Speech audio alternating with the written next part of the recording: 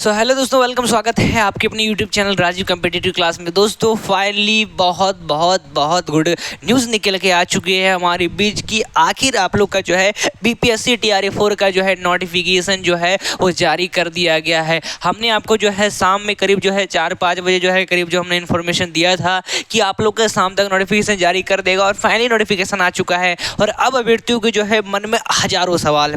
अब सवाल देखिए ऐसा, अब ये तो नोटिफिकेशन सबसे पहली बात ये है कि किस विषय में कितना सब्जेक्ट है, किस क्लास में कितना आपका टोटल सीट है, किस कैटेगरी में कितना सीट है। इसमें नेगेटिव मार्किंग कर दिया गया है। नेगेटिव मार्किंग 1/3 किस प्रकार है, क्या है, कौन सा कैटेगरी में कितना आएगा नेगेटिव मार्किंग, ये तमाम सवाल आप लोग के मन में तो है ही, ठीक है। और वो सारे सवालों को हम बनाने की कोशिश करेंगे, आपको हर एक वीडियो में देने की कोशिश करेंगे। इस पूरे नोटिफिकेशन को आज हम एनालिसिस करते हैं। और जो एनआईएस वाले हैं वो हमारे चैनल से जो है इतने सालों से जुड़े हुए हैं और उन्होंने जो है हमसे जो है बात की। उन्होंने कहा कि आखिर सर हम लोग को मौका मिल रहा है कि नहीं मिल रहा है। तो बहुत ही गुड न्यूज़ की बात है, आप लोग की मेहनत जो है रंग लाई है और आप लोग को भी भरने का मौका दिया जा रहा है। क्या इसकी उम्र सीमा है, क्या उम्र सीमा अभी ख़त्म कर दिया गया है, मतलब उन सभी का बहुत सबका एज जो है ख़त्म हो चुका है, लेकिन क्या उन सभी को मौका मिलेगा कि नहीं भरने के लेकर, इन तमाम सवालों को जो है आज की इस वीडियो में देने की कोशिश करते हैं। पहले हम जो है पूरा नोटिफिकेशन को एनालिसिस करते हैं और साथ में हम ये जानेंगे कि तैयारी कैसे करना है। तैयारी करने के लिए हमारी टीम राजीव कॉम्पिटिटिव क्लास ने आप लोग के लिए लॉन्च कर दिया है, देख सकते हैं आप, ये रहा, जिसमें हम आपको जो है बीपीएससी टीआरई 4 के लिए चाहे 1 to 5 हो, 6 to 8 हो, 9 to 10 हो, 11 12 हो, किसी क्लास के लिए कोई सा भी सब्जेक्ट हो, एनी सब्जेक्ट, तो जो भी आपके सब्जेक्ट हैं उसके हम आपको हैंड रिटेन नोट प्रोवाइड कर रहे हैं आपको। उसके साथ उस सब्जेक्ट का 10,000 प्रैक्टिस सेट। इसमें देखिए 2 प्रकार के होंगे, एक होगा पीटी और मेंस दोनों। तो हम पीटी के लिए भी और मेंस के लिए भी थ्योरी डिस्क्रिप्टिव जो है तैयार करके आपको जो है मटेरियल प्रोवाइड कर रहे हैं हर सब्जेक्ट हर क्लास का। इसमें हम आपको 10,000 वन लाइनर दे देंगे, वन लाइनर क्वेश्चन याद करने के लिए PYQ दे देंगे। ऑनलाइन क्लासेस भी उस सब्जेक्ट का मिलेगा और आपको टेस्ट सीरीज भी मिलेगा मात्र 999 रुपये में। अभी पूरे यूट्यूब पर आपको कहीं देखने को नहीं मिल रहा होगा, लेकिन हम आपको देने का कष्ट कर रहे हैं। आप पूरे बिहार में हो, बिहार से बाहर हो, आपको मात्र 999 रुपये में आपको करीब जो है 6 से 8 जो है नोटबुक आपके घर तक जाएगा और साथ में ये मटेरियल आपको PDF फॉर्म में भी मिल जाएगा, ताकि पहले आप कुछ दिन तक इसे पढ़ें और होम डिलीवरी वाला जब बुक जाएगा आपके घर तक, नोटबुक जाएगा तो उसे पढ़ना शुरू कीजिएगा। ऑनलाइन क्लासेस टेस्ट सीरीज आपको मिलेगी। और अगर चाहते हैं कि मेरे पास भाई इतना रुपया नहीं है, तो आप लोग के लिए भी है, मात्र 400 रुपये में हम लेके आए हैं। ये सब चीज़ें उसमें देंगे आपको, लेकिन ये होम डिलीवरी नहीं मिलेगा आपको। ये आपको जो है ओनली PDF फॉर्म में मिलेगा। ऑनलाइन क्लासेस टेस्ट रहेंगे, लेकिन ये सारे आपको PDF फॉर्म में और क्लासेस ऑनलाइन मिलेगी, होम डिलीवरी नहीं जाएगा। होम डिलीवरी भी चाहते हैं तो मात्र 999 रुपये। खरीदना कैसे है, आपको यहाँ पर ये नंबर दिखाई दे रहा है, ये नंबर है 6207119508। इस नंबर पर व्हाट्सएप मैसेज कीजिए या फिर कॉल कीजिए। आप हमारे व्हाट्सएप ग्रुप से ज्वाइन हो जाइए। व्हाट्सएप ग्रुप का लिंक भी डिस्क्रिप्शन में हम दे दिए हैं, वहाँ से ज्वाइन हो जाइए, ताकि जो भी वैकेंसी का अपडेट आएगा हम देने का आपको कोशिश करेंगे, ठीक है।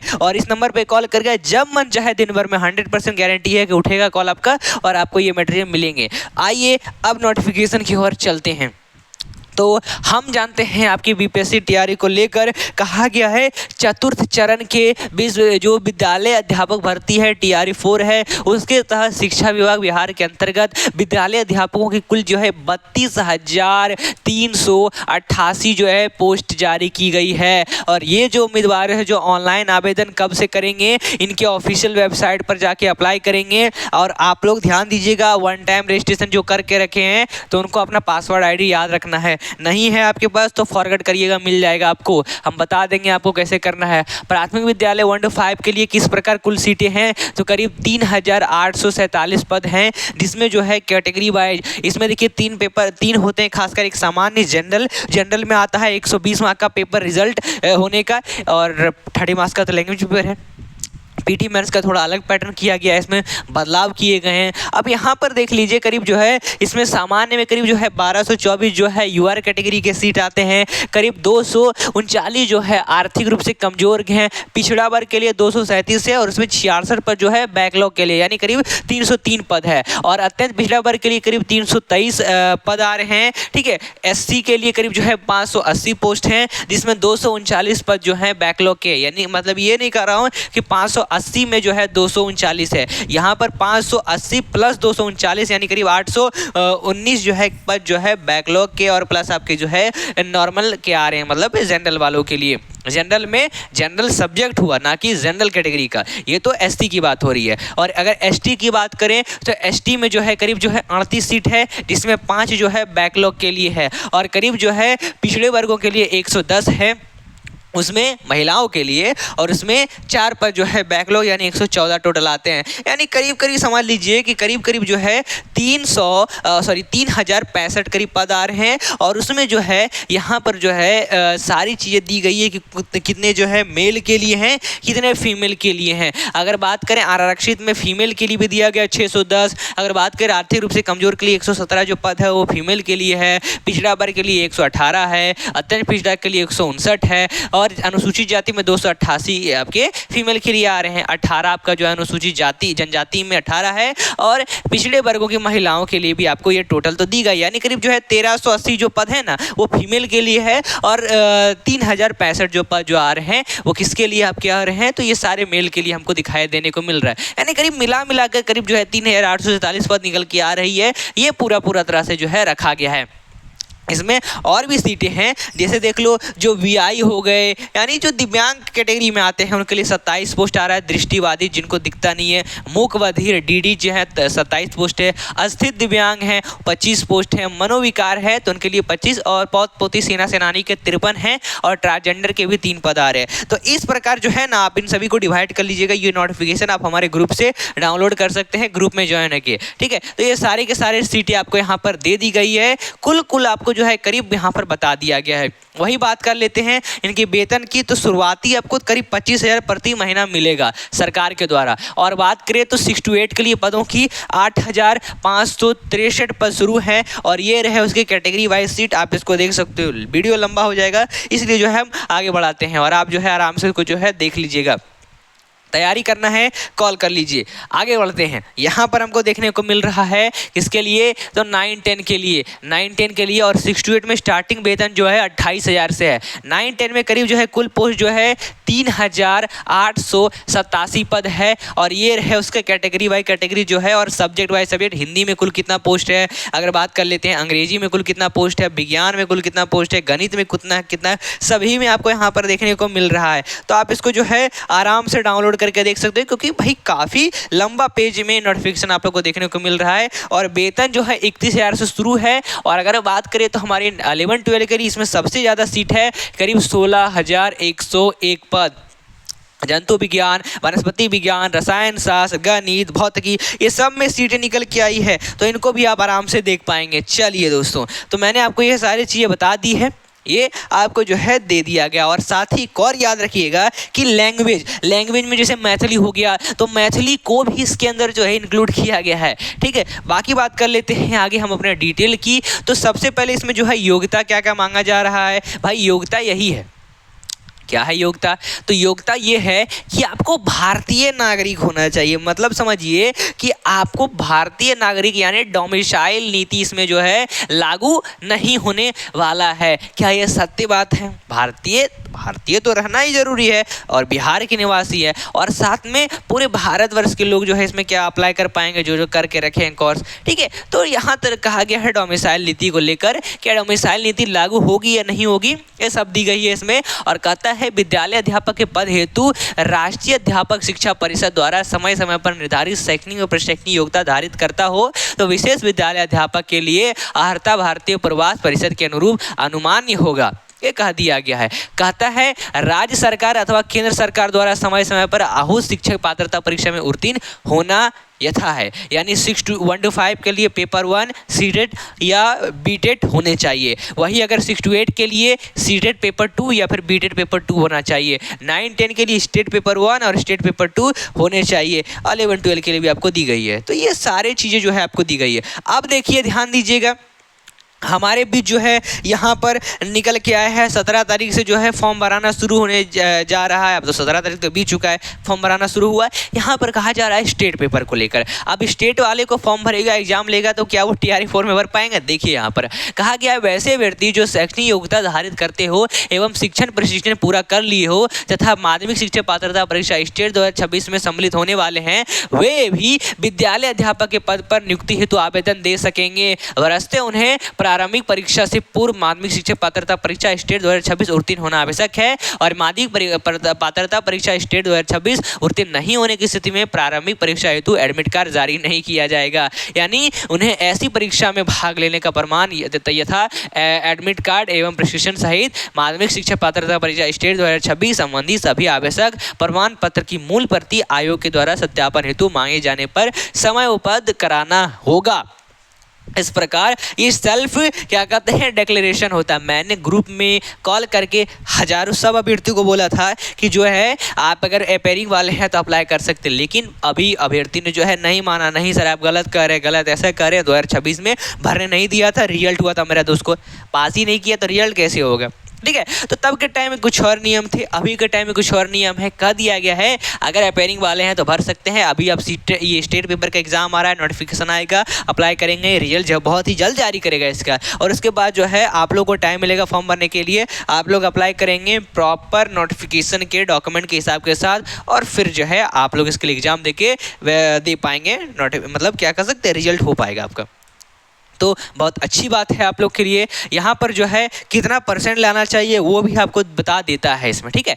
साथ में अभी मैंने बोला था आप लोग के लिए कि जो DLED वाले हैं क्या उनको मिलेगा अप्लाई करने के लिए? तो हाँ, माननीय सर्वोच्च न्यायालय नोट के देखो, यानी सुप्रीम कोर्ट के आदेश के आलोक में NIS द्वारा जो 18 महीने का DLED की उपाधि मान्य होगा ये कह दिया गया है। और वैसे शिक्षक जो दिनांक 10/8/2017 के पूर्व से कार्यरत हैं उनकी 18 महीने की DLED डिग्री मान्य होगी। तो बहुत ही खुशखबरी की बात अभ्यर्थियों के लिए जो है देखने को मिल रहा है, ठीक है। यहाँ पर सारे दे दी गई है कि कितना क्वालिफिकेशन आपके पास होना चाहिए। दो जगह लिखा गया है, चाहे 1 to 5 हो चाहे 6 to 8 हो, उसमें भी आपको देखने को ये बातें मिल रही है DLED के बारे में, ठीक है। चलिए अलग अलग सब्जेक्ट है, अलग अलग उसके डिटेल दी गई है, और हम जो है साथ में ये जानेंगे अगले वीडियो में कि आखिर 1/3 जो इसका कट ऑफ है वो किस प्रकार है, कट ऑफ का नियम क्या है, किस पोस्ट में कितना सीटें हैं वो भी हम देखने की कोशिश करेंगे डिटेल बाय डिटेल। आयु सीमा मोस्ट इंपॉर्टेंट है कि हमारा आयु जो है वो तो क्रॉस कर चुका है, हम अप्लाई कर सकते नहीं। कि अभी समझिए अप्लाई कैसे करना है, अभी आपको कैलकुलेट कैसे करना है वो देखेंगे।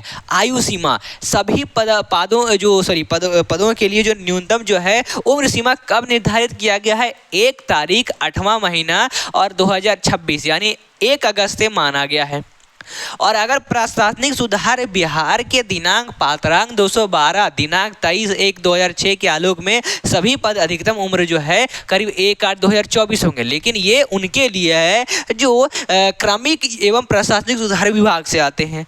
लेकिन अभी नॉर्मल जितने भी अभ्यर्थी हैं, सामान्य अभ्यर्थी हैं, उनकी न्यूनतम जो है 1/8/2026 माना गया है। मिनिमम 18 होना चाहिए और मैक्सिमम जो है आप लोग को दे दिया गया है। अगर बात करते हैं तो UR के लिए 37 वर्ष है, अत्यंत पिछड़ा महिला पुरुष के लिए 40 है, ट्रांसजेंडर 42 है, अनुसूचित जाति जनजाति महिला पुरुष के लिए 42 साल है, और बाध्य सेवानिवृत्ति की आयु जो है करीब जो है 60 वर्ष निर्धारित है। तो ये तो होती है सबको।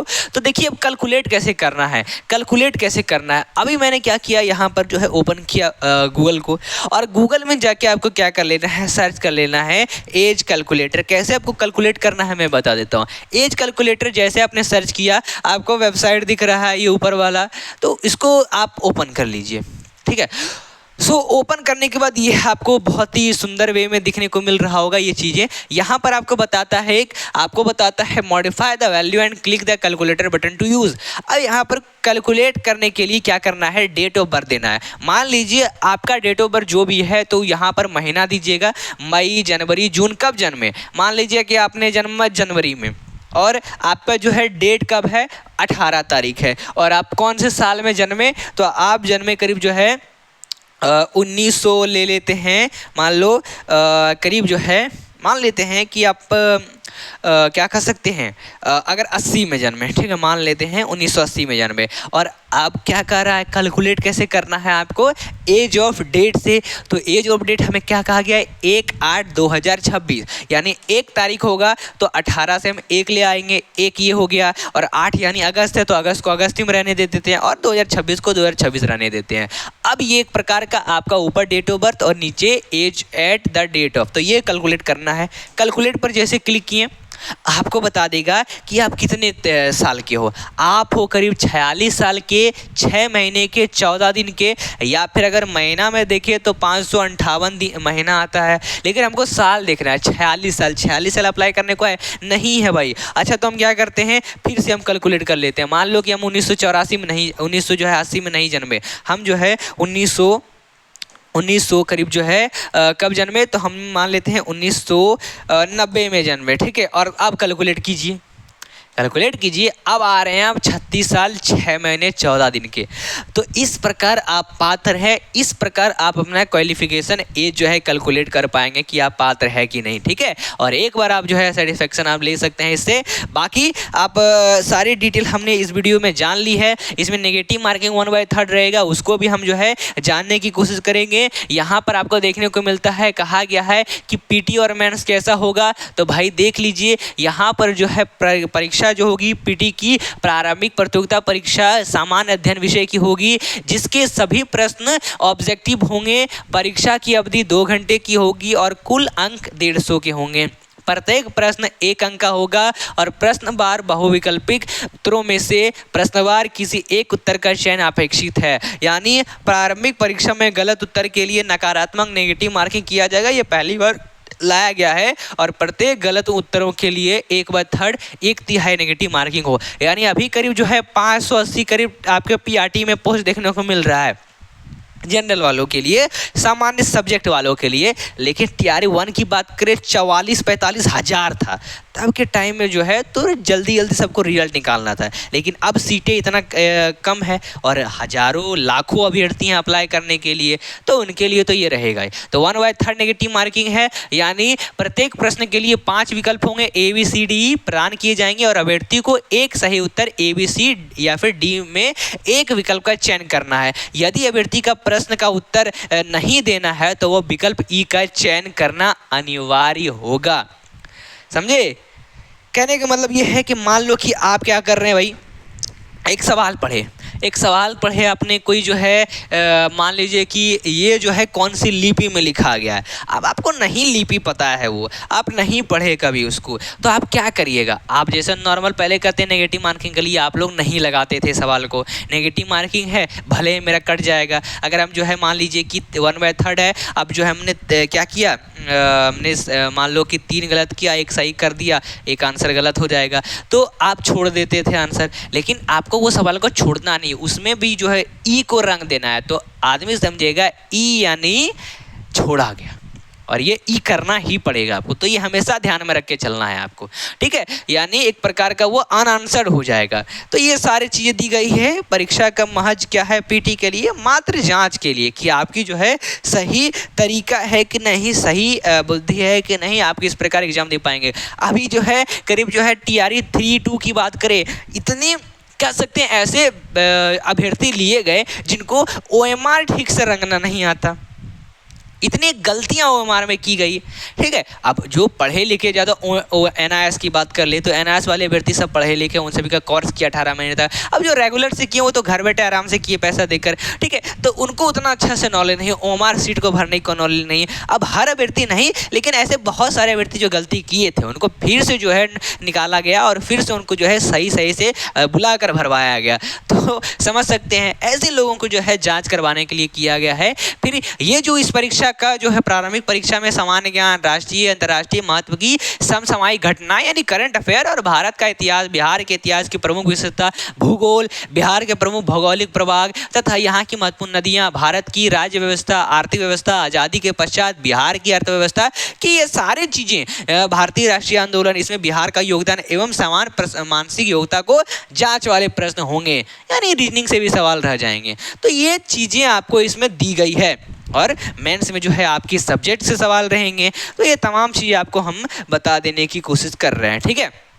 सो आई होप समझ चुके होंगे। और मेंस का कैसे रहेगा, मुख्य परीक्षा कैसे रहेगा, तो मुख्य परीक्षा जो है वस्तुनिष्ठ के लिए परीक्षा संरचना एवं पाठ्यक्रम निम्नलिखित होंगे। जैसे इसमें जो है आपका एक प्रश्नों की संख्या करीब 150 की होगी, जिसमें एक आपका जो है भाग 30 क्वेश्चन का होगा जो आपका लैंग्वेज से रहेगा, हिंदी इंग्लिश से, और 120 मार्क का जो होगा वो एक प्रकार का क्या हो गया, वो एक प्रकार का सामान्य अध्ययन से सवाल हो गए।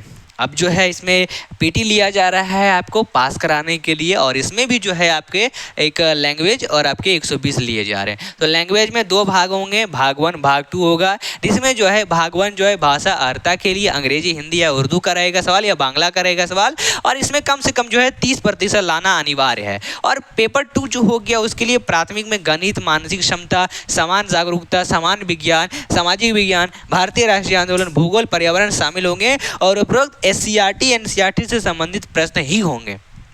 ये बातें कही गई है, ठीक है। सो आई होप आप समझ चुके होंगे। ये 6 to 8 के लिए भी जो है आपका सब्जेक्ट के हिसाब से जो है सवाल पूछा जाएगा। तो जैसे आप ये जो समझ लीजिए मेंस ऐसा है कि जैसे आपने जो है तब के टाइम में पहले TRE 1 2 3 में देखा था, वो ऐसा ही सवाल रहेगा, ठीक है। तो ये आपको जो है यहाँ पर देखने को मिल रहा है। और मुख्य परीक्षा वस्तुनिष्ठ के लिए परीक्षा संरचना एवं पाठ्यक्रम दी गया है, तो इसमें भी जो है वस्तुनिष्ठ जो है परीक्षा होगी, ठीक है। सो आई होप आपको ये सारी चीज़ें समझ में आ गया होगा। और अगर आप लोग तैयारी करना चाहते हैं तो तैयारी करने के लिए आप लोग कॉल कर लीजिए इस नंबर पे। हमारी टीम राजीव कॉम्पिटिटिव क्लासेस आपके लिए जो है तत्पर रहेगी, और जब आपको कॉल करिएगा आपका 100% कॉल उठेगा। कॉल कर लेना है आपको ये नंबर पे, नंबर आपको दे दिया गया है, नंबर है आप लोग का 626207119508, जिसमें हम आपको जो है TRE 4 के लिए होम डिलीवरी या फिर PDF हम जैसा चाहिए आपको मटेरियल प्रोवाइड कर रहे हैं आपके घर तक। तो कॉल कर लीजिए और अभी इस मटेरियल को मंगवाइए मात्र 999 में। PDF चाहिए तो 400 रुपये का मिलेगा। तो देर क्या कर रहे हैं, कॉल कीजिए। तो मिलते हैं फिर अगले क्लास के साथ, अगले वीडियो के साथ। दोस्तों जय हिंद, सब्सक्राइब करें हमारे चैनल, और नेक्स्ट वीडियो आप लोग के लिए लेके आएंगे जिसमें हम जो है इसका नेगेटिव मार्किंग को बताएंगे, किस क्लासेस में कितनी सीटियाँ हैं वो बताएंगे, सारी चीज़ें। तो बने रहिए हमारे साथ। धन्यवाद।